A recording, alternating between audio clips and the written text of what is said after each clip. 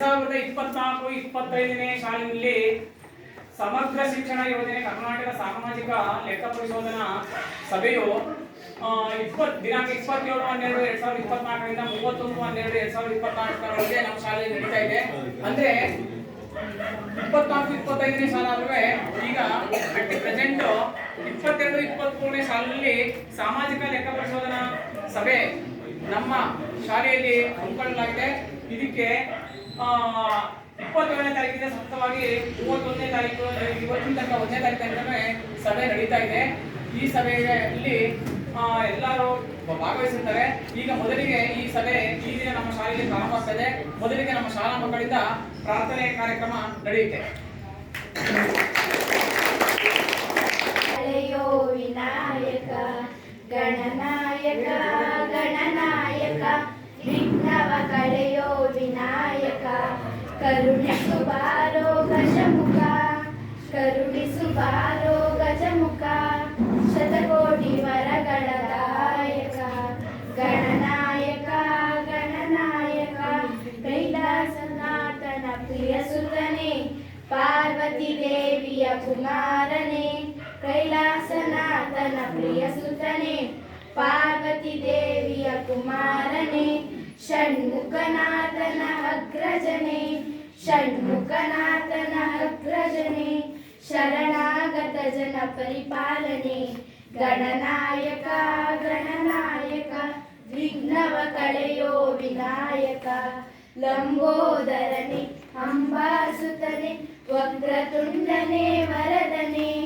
ಲಂಬೋದರನೆ ಅಂಬಾಸುತನೆ ವಕ್ರತುಂಡನೆ ವರದನೆ ಕೋಟಿ ಸೂರ್ಯ ಪ್ರಭಾ ತೇಜನೆ ಕೋಟಿ ಸೂರ್ಯ ಪ್ರಭಾ ತೇಜನೆ ಕರುಣೆಯ ಮಳೆಯ ಸುರಿಯುವವನೇ ಗಣನಾಯಕ ಗಣನಾಯಕ ವಿಘ್ನವ ಕಳೆಯೋ ವಿನಾಯಕ ಮೂಲಾಧಾರ ಕ್ಷೇತ್ರದೀಯನೆ ಮಂಗಳಮೂರ್ತಿ ಗಣಪನೆ ಮೂಲಾಧಾರ ಕ್ಷೇತ್ರದೀಯನೆ ಮಂಗಳಮೂರ್ತಿ ಗಣಪನೆ ಓಂಕಾರ ಪ್ರಣವನಾದ ಸ್ವರೂಪನೆ ಓಂಕಾರ ಪ್ರಣವನಾದ ಸ್ವರೂಪನೆ ಕಾಯೋ ನಮ್ಮನು ಗಣೇಶನೇ ಗಣನಾಯಕ ಗಣನಾಯಕ ವಿಘ್ನವ ಕಳೆಯೋ ವಿನಾಯಕ.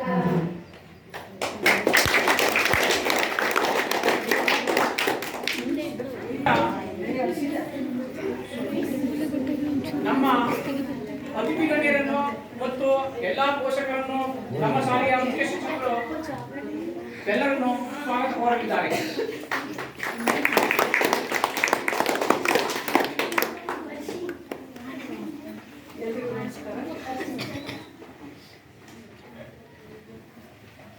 ಈ ವರ್ಷ ಅಂದ್ರೆ 2022-23ನೇ ಸಾಲಿನ ಲೆಕ್ಕ ಪರಿಶೋಧನಾ ಸಾಮಾಜಿಕ ಪರಿಶೋಧನಾ ಕಾರ್ಯ ನಡೀತಾ ಇದೆ ನಮ್ಮ ಶಾಲೆಯಲ್ಲಿ 27-31ರವರೆಗೆ. 1ನೇ ತಾರೀಕು ಇವತ್ತು ನಿಮ್ಮ ಪೋಷಕರನ್ನು ಭೇಟಿ ಮಾಡಿ ಶಾಲೆ ಹೇಗೆ ನಡೀತಾ ಇದೆ ಅಂತ ನಿಮ್ಮ ಅಭಿಪ್ರಾಯವನ್ನು ಕೇಳಲಿಕ್ಕೆ ಅಥವಾ ನಿಮ್ಮಲ್ಲಿ ಏನಾದರೂ ಸಜೆಷನ್ ಇದ್ದರೆ ಅದನ್ನು ತಗೊಂಡೋಗ್ಲಿಕ್ಕೆ ತಾಲೂಕು ಪಂಚಾಯಿತಿ ಕಡೆಯಿಂದ ಇಲಾಖೆ ಕಡೆಯಿಂದ ನಮ್ಮಲ್ಲಿ 4 ಜನ ನಿನ್ನೆಯಿಂದ ಅಂದರೆ 22ನೇ ತಾರೀಕಿಂದ ಶನಿವಾರದಿಂದ ಕಾರ್ಯಕ್ರಮವನ್ನು ಹಮ್ಮಿಕೊಂಡು ನಮ್ಮಲ್ಲಿ ಇರ್ತಕ್ಕಂಥ ಎಲ್ಲ ದಾಖಲಾತಿಗಳನ್ನು ಪರಿಶೀಲನೆ ಮಾಡಿದ್ವಿ.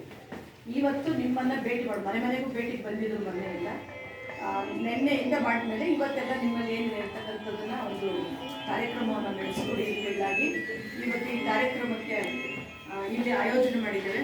ಈ ಒಂದು ಕಾರ್ಯಕ್ರಮಕ್ಕೆ ಈ ಶಾಲೆಯ ಅಧ್ಯಕ್ಷರಾಗಿರ್ತಕ್ಕಂಥ STMC ಅಧ್ಯಕ್ಷರಾದ ಶ್ರೀಯುತ ಕುಮಾರ್ ಸರ್ ಅವರು ಈ ಕಾರ್ಯಕ್ರಮದಲ್ಲಿ ಆಸೀನವಾಗಿದ್ದು ಈ ಕಾರ್ಯಕ್ರಮವನ್ನು ಯಶಸ್ವಿಗೊಳಿಸಿಕೊಡಬೇಕು ಅಂತ ಅವರಿಗೆ ಶಾಲಾ ಪರವಾಗಿ ಹಾಗೂ ಕಾರ್ಯಕ್ರಮದ ಪರವಾಗಿ ಹೃತ್ಪೂರ್ವಕವಾದ ಸ್ವಾಗತವನ್ನು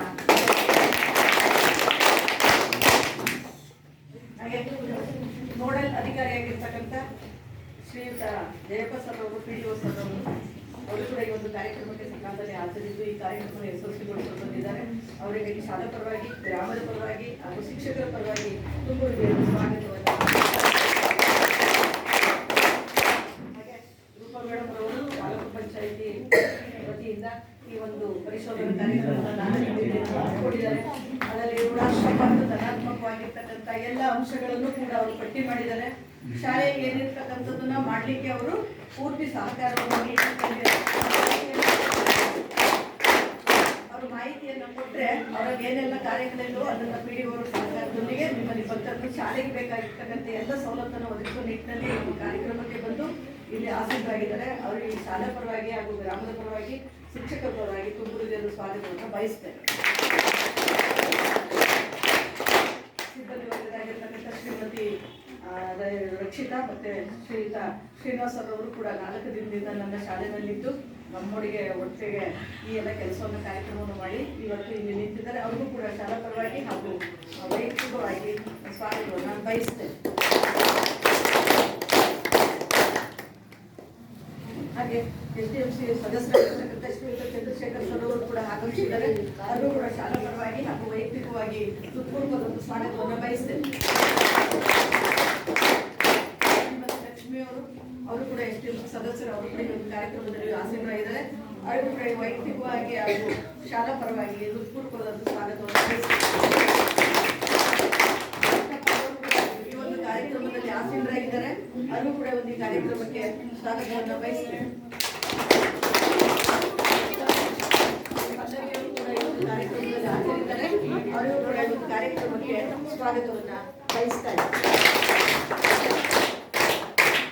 ಎಲ್ಲರೂ ಕೂಡ ಪೋಷಕರು 53 ಜನಕ್ಕೆ ಜ್ಯೋತಿಯವರು ಕೂಡ ಈ ಒಂದು SDMC ಸದಸ್ಯರು, ಅವರು ಕೂಡ ಈ ಒಂದು ಕಾರ್ಯಕ್ರಮದಲ್ಲಿ ಹಾಜರಿದ್ದಾರೆ.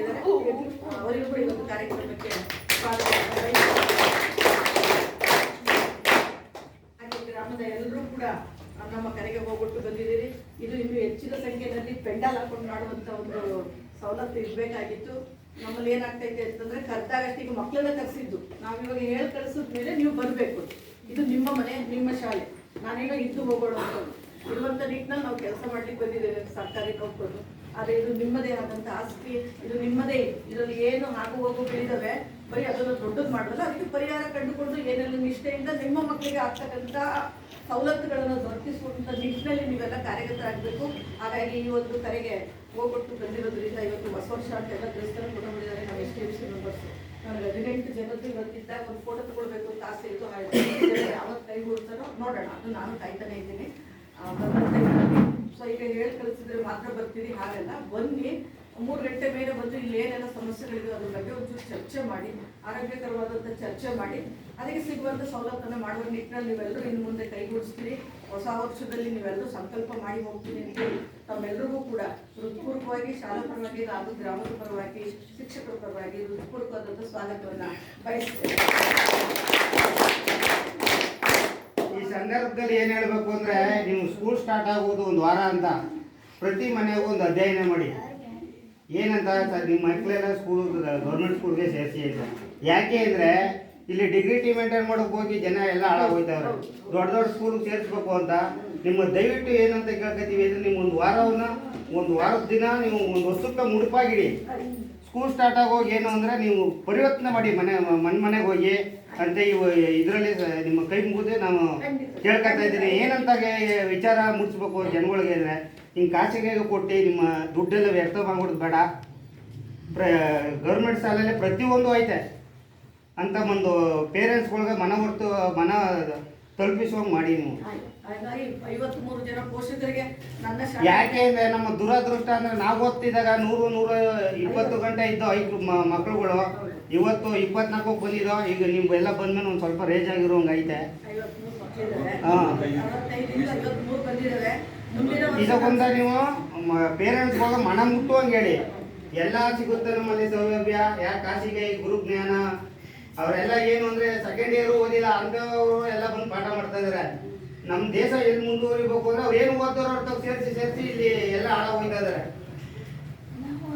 ಅವರು ಸರಿಯಾಗಿ ಎಜುಕೇಶನ್ನೇ ಮಾಡಿರೋದಿಲ್ಲ ಪ್ರೈವೇಟಲ್ಲಿ ಇರೋರು.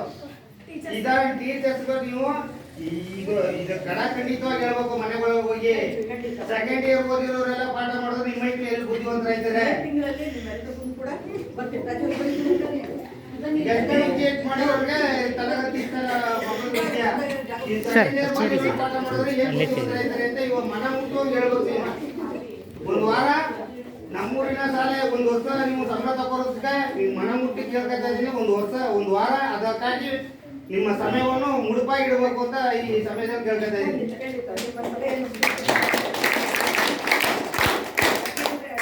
ಒಂದು ಸಲಹೆಯನ್ನು ಕೊಟ್ಟಿದ್ದಾರೆ. ಹಾಗಾಗಿ ಹಾಗಾಗಿ ಅವರಿಗೆ ಶಾಲಾ ಪರವಾಗಿ ನನ್ನ STMC ಪರವಾಗಿ ಅವರಿಗೆ ಹೃತ್ಪೂರ್ವಕವಾದಂಥ ಧನ್ಯವಾದಗಳನ್ನ ಅರ್ಪಿಸ್ತೇನೆ. ಏಕೆಂದರೆ ಕಾರ್ಯಕ್ರಮದಲ್ಲಿ ಬರೀ ಒಂದೇ ಒಳ್ಳೆದೇ ಇನ್ನೂ ಏನೇನು ಸವಲತ್ತುಗಳೆಲ್ಲ ಸಿಗಬೇಕು. ನಾವು ಯೂನಿಫಾರ್ಮ್ ಕೊಟ್ಟಿದ್ದೀವ, ಊಟ ಕೊಟ್ಟಿದ್ದೀವ, ಅದೆಲ್ಲವನ್ನೂ ಕೂಡ ನಿಮ್ಗೆ ಗಮನಕ್ಕೆ ಬಂದಿರಬೇಕು. ಅಧಿಕಾರಿಗಳು ಬಂದಿರ್ತಾರೆ, ಅವರಿಗೆ ನೀವು ಏನು ಮಾಡಬೇಕು ಅದನ್ನು ತಿಳಿಸಿದ್ರೆ ಅವರು ಮುಂದೆ ಅದನ್ನು ಉತ್ತಮಗೊಳಿಸೋದಕ್ಕೆ ಕಾರ್ಯಕ್ರಮ ಮಾಡ್ತಾರೆ ಅಂತಕ್ಕಂಥದ್ದನ್ನ ನಿಟ್ಟಿನಲ್ಲಿ ಇವತ್ತು ಈ ಒಂದು ಕಾರ್ಯಕ್ರಮಕ್ಕೆ ಮುಂದೆ ಚಾಲನೆ ನೀಡಿ ಮತ್ತು ಎಲ್ಲ ಪೋಷಕರನ್ನು ಮತ್ತು ಮಕ್ಕಳನ್ನು ಕುರಿತು ಸ್ವಾಗತವನ್ನು ಮಾಡಿದಂಥ ನಮ್ಮ ಶಾಲಾ ಮುಖ್ಯ ಶಿಕ್ಷಕರಿಗೆ ತುಂಬ ಹೃದಯದ ಧನ್ಯವಾದಗಳು. ಈಗ ವೇದಿಕೆ ಮೇಲೆ ಇರುವಂತಹ ಗಣ್ಯರು, STMC ಅಧ್ಯಕ್ಷರು, ನಮ್ಮ ಮುಖ್ಯ ಶಿಕ್ಷಕರು ಮತ್ತು ಎಲ್ಲರೂ ಸೇರಿ ಒಂದು ಉದ್ಘಾಟನಾ ಕಾರ್ಯಕ್ರಮವನ್ನ ನೆರವೇರಿಸಬೇಕಾಗಿ ಅವರಲ್ಲಿ ಪ್ರಾರ್ಥನೆ.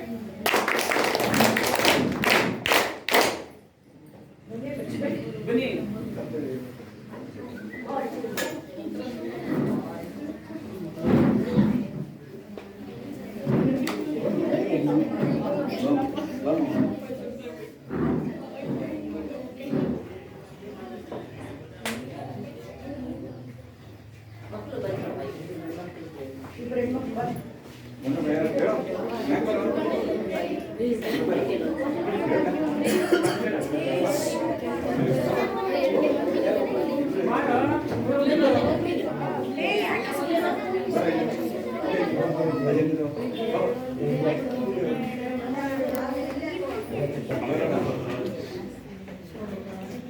ಈ ಕಡೆ ತಿರುಗ್ರು ಸ್ವಲ್ಪ ಫೋಟೋ ಬಿಡಿ. ಈ ಕಡೆ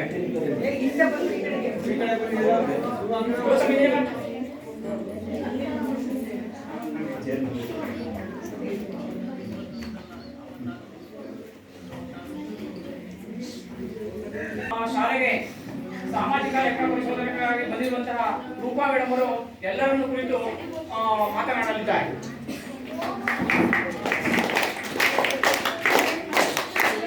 ಬೆಳಗಿನ ಶುಭೋದಯಗಳು. ನಿಮ್ಮ ಶಾಲೆ ಒಂದು ಜ್ಞಾನದೇವ್ಯ. ಮಾತೃ ದೇವೋಭವ, ಪಿತೃ ದೇವೋಭವ, ಅತಿಥಿ ದೇವೋಭವ, ಆಚಾರ್ಯ ದೇವೋಭವ.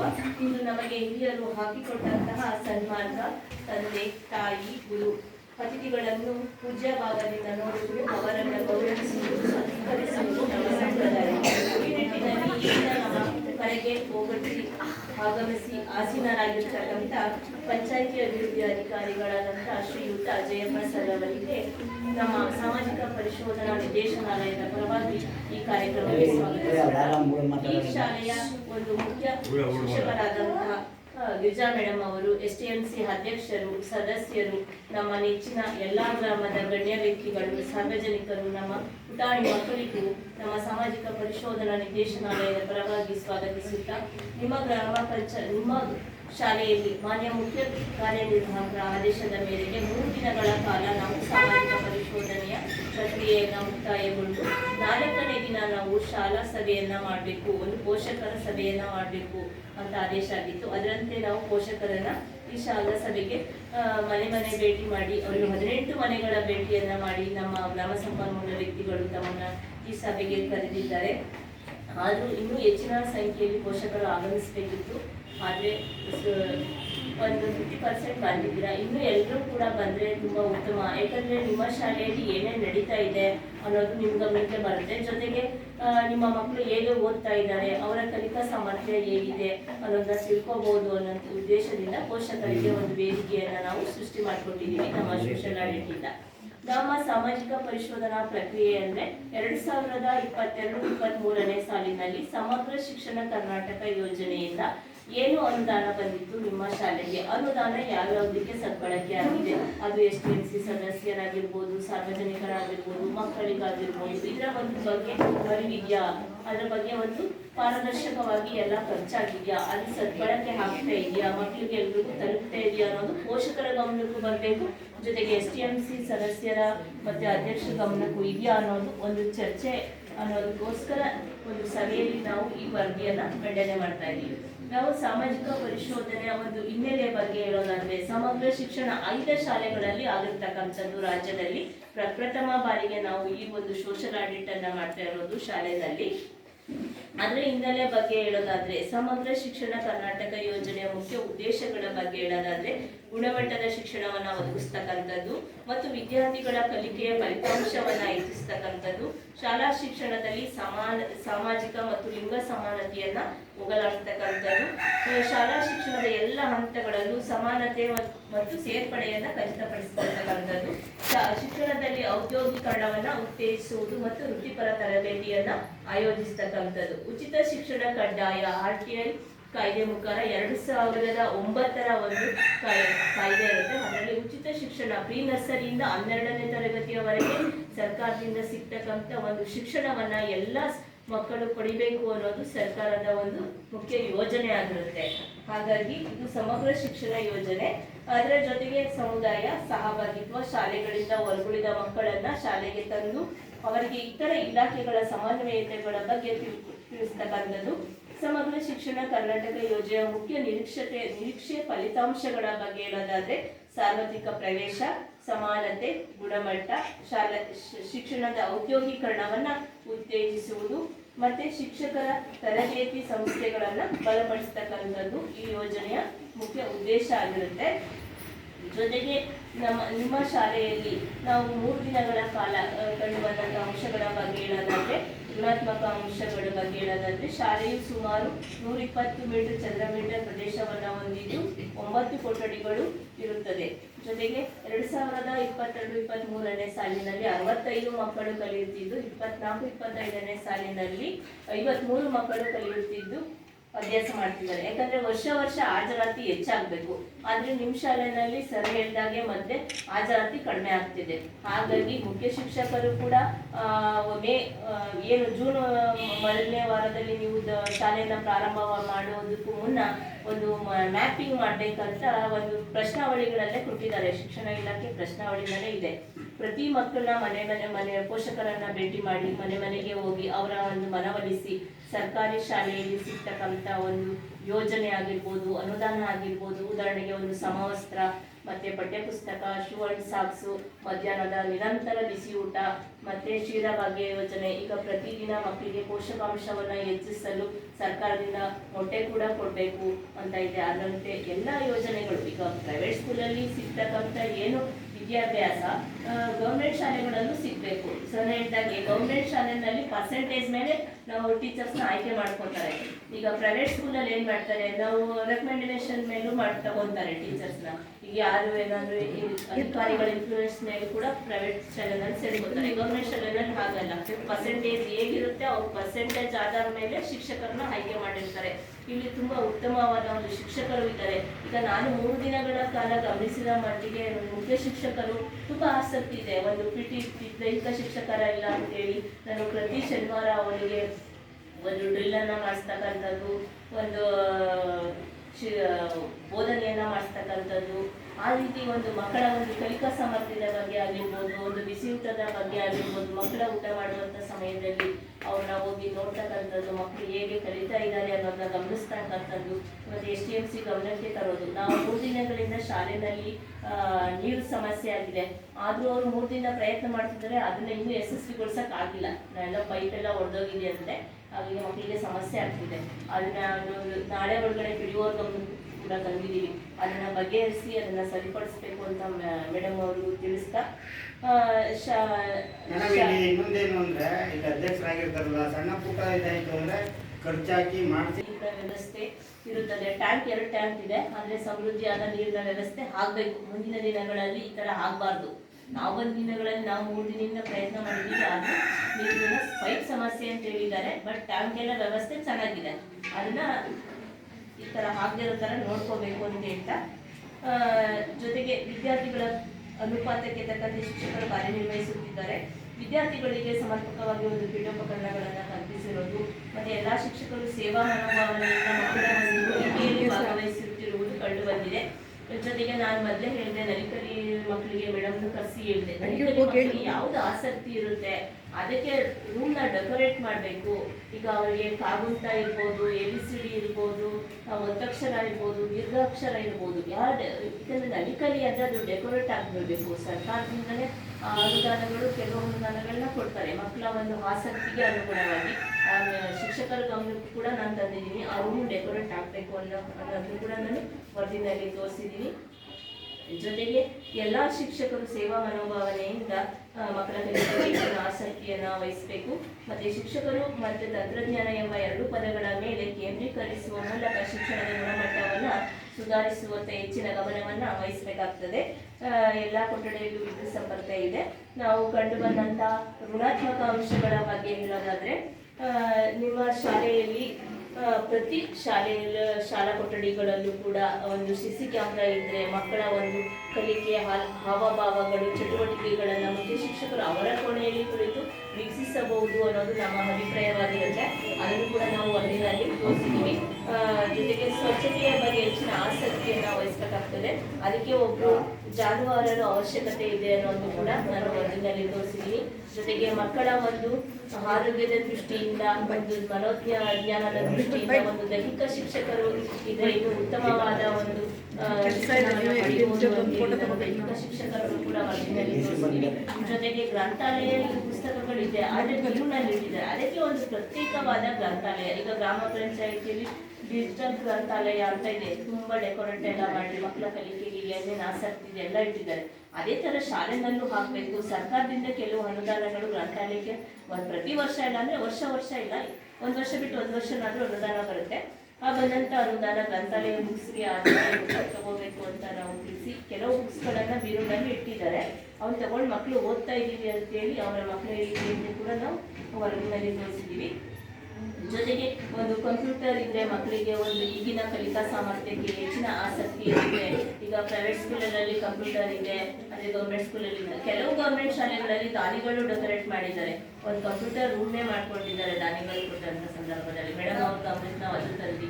ಕೆಲವು ದಾನಿಗಳು STMC ಅವರು ಆಸಕ್ತಿ ತೋರಿಸಿ ಒಂದು, ಈಗ ಯಾವುದೇ ಶಾಲೆಗಳಲ್ಲೂ ಉದಾಹರಣೆಗೆ ಡೈನಿಂಗ್ ಆಗಿಲ್ಲ, ಊಟ ಹಸಲ್ಲೇ ಕುರ್ಸಿ ಊಟ ಮಾಡಿಸ್ತಾರೆ. ಆದ್ರೆ ನಿಮ್ಮ ಶಾಲೆನಲ್ಲಿ ಊಟ ಕೂಡ ಇದೆ, ಅದನ್ನ ಸದ್ಬಳಕೆ ಮಾಡ್ಕೊಳ್ಳಿ. ಯಾವ ವೇಸ್ಟೇಜ್ ಎಲ್ಲ ತುಂಬಿದ್ದೀರಲ್ಲ ಅದನ್ನೆಲ್ಲ ಒಂದ್ ಕಡೆ ಹಾಕಿ STMC ಸದಸ್ಯರು ಮೆಂಬರ್ಗಳು ಅದನ್ನ ಆಸಕ್ತಿ ವಹಿಸಿ ಡಂಪ್ ಮಾಡಿಸಿ ಒಂದ್ ಕಡೆ ಅದನ್ನ ಕ್ಲೀನ್ ಮಾಡಿಸಿ ಮಕ್ಕಳು ಅಲ್ಲೇ ಕೂರಿಸಿ ಊಟ ಮಾಡಿ ಒಂದು ಸ್ವಚ್ಛತೆಯಿಂದ ಅವರ ಆರೋಗ್ಯ ದೃಷ್ಟಿಯಿಂದ ಒಂದು ಉತ್ತಮವಾದ ಒಂದು ಕಾರ್ಯಕ್ರಮವಾಗಿರುತ್ತೆ. ಇದು ನಿರಂತರ ಕಾರ್ಯಕ್ರಮ ಆಗಿರೋದ್ರಿಂದ ಅಂತ ತಿಳಿಸ್ತಾ, ಜೊತೆಗೆ ಒಂದು ಶುದ್ಧ ಕುಡಿಯುವ ನೀರಿನ ಘಟಕ ಇಲ್ಲ ಶಾಲೆನಲ್ಲಿ.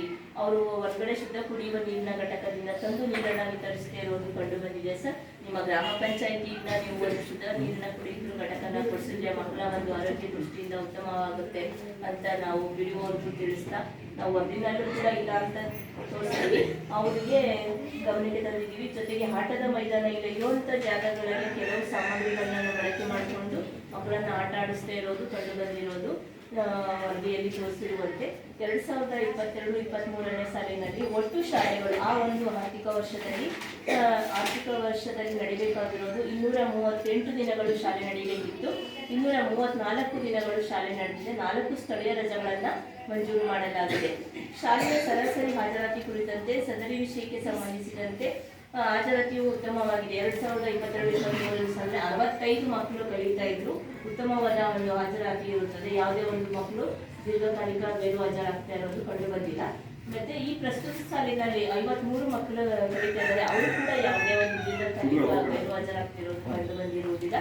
ಶಾಲೆಯಲ್ಲಿ ಅಗತ್ಯವಿರುವ ಶಿಕ್ಷಕರು ನಿಯೋಜನೆ ಕುರಿತಂತೆ ಹೇಳೋದಾದ್ರೆ, ಶಾಲೆಯಲ್ಲಿ 3 ಮುಖ್ಯ ಶಿಕ್ಷಕರು, 3 ಸಹ ಶಿಕ್ಷಕರು ಕಾರ್ಯನಿರ್ವಹಿಸುತ್ತಿರುವುದು ಕಂಡುಬಂದಿದೆ. ವಿಶೇಷ ಅಗತ್ಯವುಳ್ಳ ಮೌಲ್ಯಮಾಪನ ಮಾಡಿರುವ ಬಗ್ಗೆ ಹೇಳೋದಾದ್ರೆ 2022-23ನೇ ಸಾಲಿನಲ್ಲೂ ಕೂಡ ಯಾವುದೇ ಒಂದು ವಿಶೇಷ ಚೇತನ ಮಕ್ಕಳು ಇರುವುದಿಲ್ಲ. ಪ್ರಸ್ತುತ ಸಾಲಿನಲ್ಲಿ ಕೂಡ ಇರೋದಿಲ್ಲ.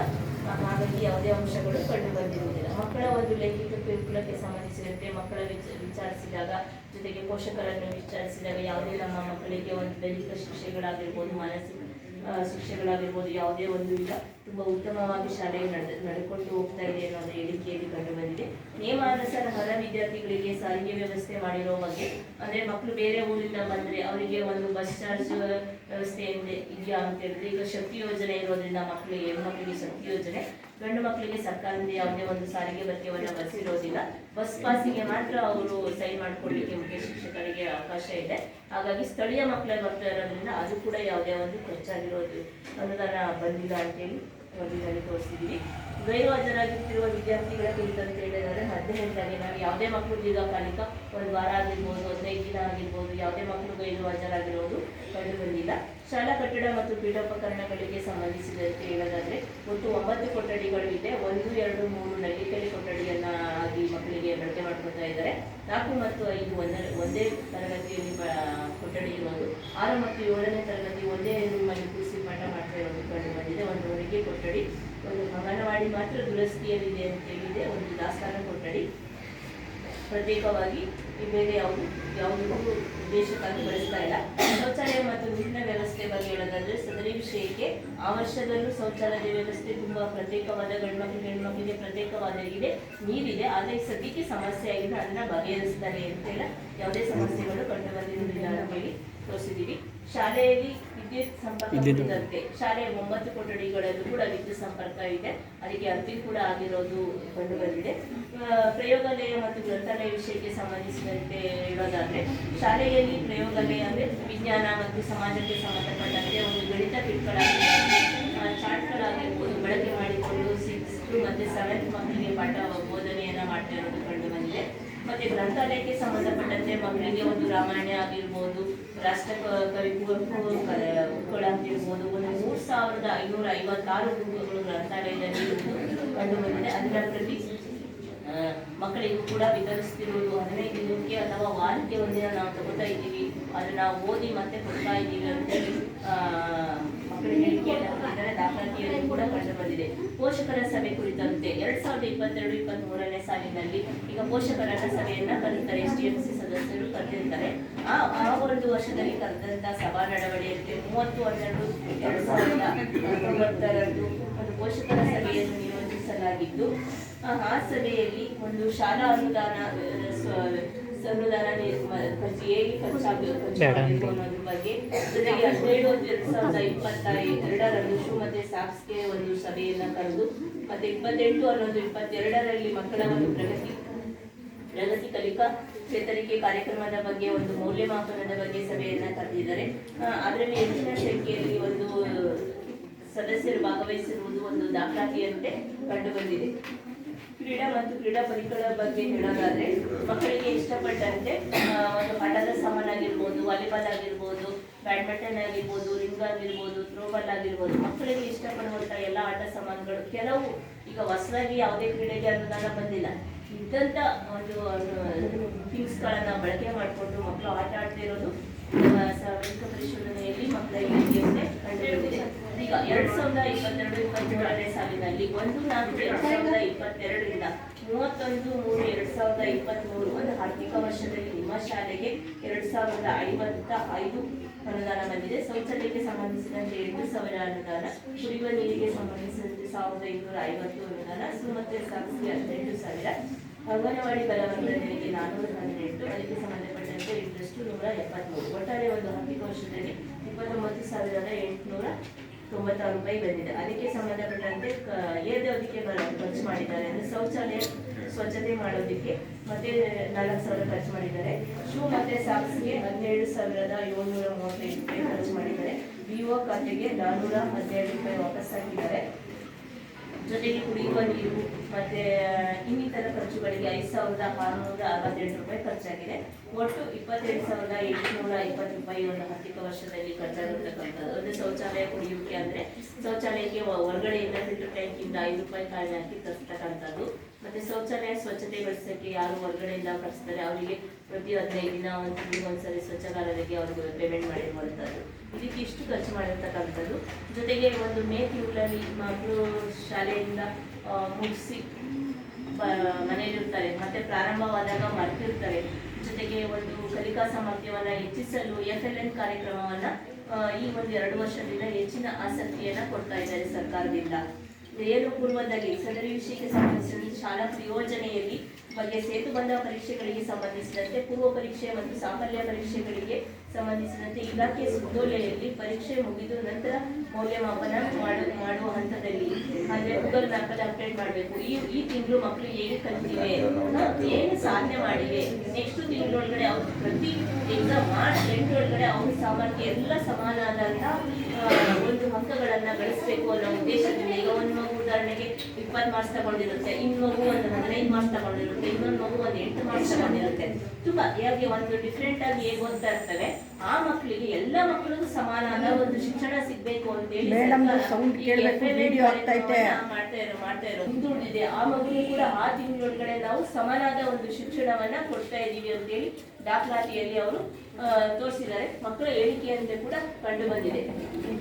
ಜೊತೆಗೆ ಕ್ಲಸ್ಟರ್ ಸಂಪನ್ಮೂಲ ವ್ಯಕ್ತಿಗಳ ಬಗ್ಗೆ ಹೇಳೋದಾದ್ರೆ, ನಿಮ್ಮ ಶಾಲೆಯಲ್ಲಿ 2022-23ನೇ ಸಾಲಿನಲ್ಲಿ ಅಧಿಕಾರಿಗಳು ಕೂಡ ಬರ್ತಾರೆ. ಈ ಶಾಲೆ ವಿಸಿಟ್ ಮಾಡಲಿಕ್ಕೆ 27/5/2022ರಲ್ಲಿ ಗಿರೀಶ್ ಅವರು, ಸಹಾಯಕ ನಿರ್ದೇಶಕರು, ಅಕ್ಷರದಾಸೋಹ ಅವರ ಸಿಬ್ಬಂದಿ, ಅಕ್ಷರದಾಸೋಹ ಎಡಿ ಅವರು ಬಂದಿದ್ದಾರೆ. ಗದ್ದೆನ ಬಿಸಿಯೂಟದ ಬಗ್ಗೆ, ಹೇಗೆ ಬಿಸಿಯೂಟ ನಡೀತಾ ಇದೆ ನಿರಂತರವಾಗಿ, ಪ್ರತಿ ಮಕ್ಕಳಿಗೂ ಅದು ಸ್ವಚ್ಛತೆಯಿಂದ ಇದೆಯಾ, ಮತ್ತೆ ಪೌಷ್ಟಿಕಾಂಶದಿಂದ ಕೂಡಿದ್ಯಾ, ಮೆನು ಚಾರ್ಟ್ ಪ್ರಕಾರ ಅಡಿಗೆ ನಡೀತಾ ಇದೆಯಾ, ನಿರಂತರವಾಗಿ ಮಕ್ಕಳು ಪ್ರತಿದಿನ ಹಾಲು ಕುಡಿತಾ ಇದ್ದಾರಾ, ಹೊಟ್ಟೆ ತಿಂತಾ ಇದ್ದಾರಾ ಅನ್ನೋದ್ರ ಬಗ್ಗೆ ಅವರು ಕೂಡ ವಿಸಿಟ್ ಮಾಡಿ ವಿಸಿಟರ್ ಬುಕ್ ಅಲ್ಲಿ ದಾಖಲಾತಿಯ ಸಹಿ ಕೂಡ ಮಾಡಿರ್ತಕ್ಕಂಥದ್ದು. ಜೊತೆಗೆ 15/6/2022ರಲ್ಲಿ BRC ಲೋಕೇಶ್ ಅವರು ಕೂಡ ಮಕ್ಕಳ ಒಂದು ಹಾಜರಾತಿ ಹೇಗಿದೆ, ದಾಖಲಾತಿ ಹೇಗಿದೆ, ಮಕ್ಕಳು ಹೇಗೆ ಕಲಿತಾ ಇದ್ದಾರೆ, ಅಧಿಕಾರಿಗಳು ಕೂಡ ಒಂದು ವರ್ಷದಲ್ಲಿ ಒಂದು 4 ಬಾರಿ 5 ಬಾರಿ ವಿಸಿಟ್ ಅನ್ನ ಕೊಟ್ಟು ಅವರು ಒಂದು ವಿಸಿಟರ್ ಬುಕ್ ಅಲ್ಲಿ ದಾಖಲೆಯನ್ನ ಮಾಡಿದ್ದಾರೆ. BRC ನಂದೀಶ್ ಅವರು ಕೂಡ ಬಂದಿದ್ದಾರೆ.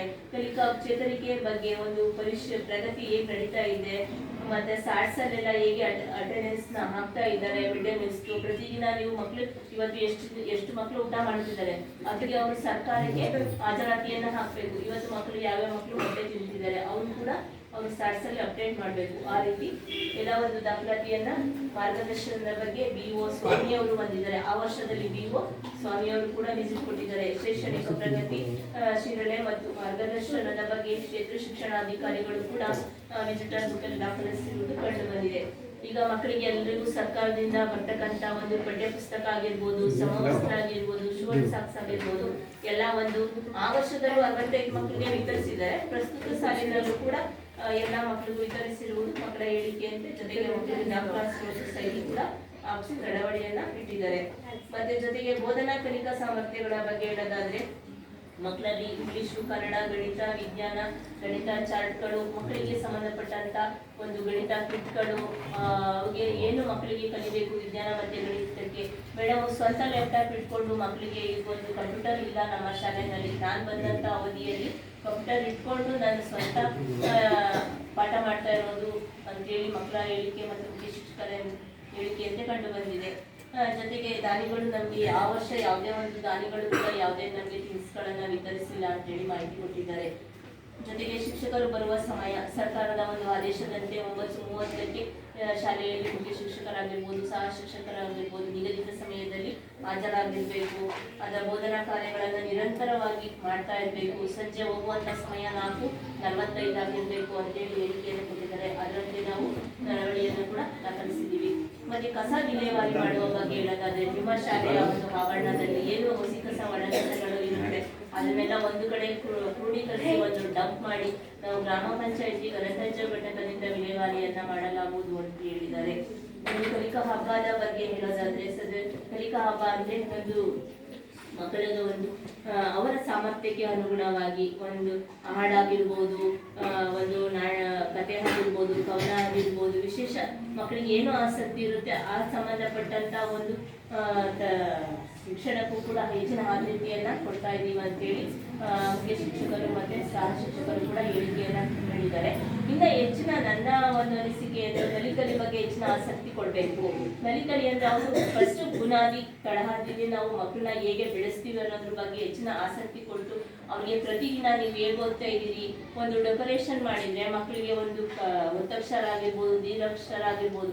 ಈಗ ಪೋಷಕರು ಇಂಗ್ಲಿಷ್ ಮೀಡಿಯಂ ನಾವು ಹೆಚ್ಚಿಗೆ ಯಾಕೆ ಹೋಗ್ತೀವಿ ಅಂದ್ರೆ ಪ್ರೈವೇಟ್ ಶಾಲೆಯಲ್ಲಿ ಇಂಗ್ಲಿಷ್ ಮೀಡಿಯಂ ಹೇಳ್ಕೊಡ್ತಾರೆ, ಅದಕ್ಕೋಸ್ಕರ ನಾವು ಕಾನ್ವೆಂಟ್ಗಳಿಗೆ ಸೇರಿಸ್ತೀವಿ ಅಂತ ಹೇಳ್ತಾರೆ. ಆದ್ರೆ ನಾವು ಸರ್ಕಾರಿ ಶಾಲೆಗಳನ್ನೇ ಕೆಲವು ಶಾಲೆಗಳಲ್ಲಿ ಇಂಗ್ಲಿಷ್ ಮೀಡಿಯಮು ಇದೆ, ಉನ್ನತೀಕರಿಸಿದ ಶಾಲೆಗಳು ಸರ್ಕಾರದಿಂದಾನೇ ಈಗ ಆಯ್ಕೆ ಮಾಡ್ತಿದ್ದಾರೆ.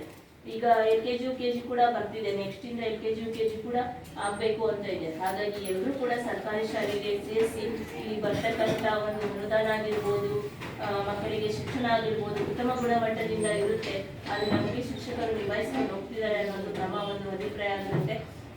ಇಷ್ಟೊತ್ತು ನನಗೆ ಮಾತಾಡಲು ಅವಕಾಶ ಮಾಡಿಕೊಟ್ಟಂತ ತಮ್ಮೆಲ್ಲರಿಗೂ ತುಂಬ ಹೃದಯದ ಧನ್ಯವಾದ.